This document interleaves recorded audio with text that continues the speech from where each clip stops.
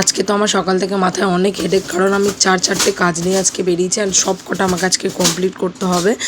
প্রথম কাজটা তো খুব স্মুথলি হয়ে যায়, বাট দ্বিতীয় কাজটার জন্য আমাকে অনেক ছোটাছুটি করতে হয়েছিল, যার কারণে আমার এনার্জি তখনই ডাউন হয়ে গেছিলো। আমার মুখ দেখলেই তোমরা বুঝতে পারবে আমার এনার্জি কতটা ডাউন। বাট তখন আমার দুটো কাজ বাকি ছিল, যেটার জন্য আমি যাই, আমার কাজগুলো কমপ্লিট করি। আমার তো আর শরীর দিচ্ছিল না, আমার তো মনে হচ্ছিলো আমি কোনোভাবে বাড়ি পৌঁছাতে পারলে বাঁচি।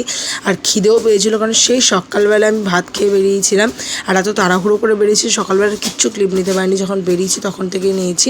অ্যান্ড খিদে পেয়েছিলো বলে এত আমি 8Bর এখান থেকে, আমি এর আগে কোনোদিন মোমো ট্রাই করিনি, বাট ফার্স্ট টাইম আমি এখান থেকে ঝোল মোমো ট্রাই করি। না, আমার তো খুবই ভালো লেগেছিলো খেতে। আর তারপরে বাড়ি ফেরার সময় আমি একটা মাজা খেতে খেতে বাড়ি চলে আসি। এসে তো আমি একটু রেস্ট নিয়েছিলাম, কারণ আমার শরীরে আর এনার্জি ছিল না।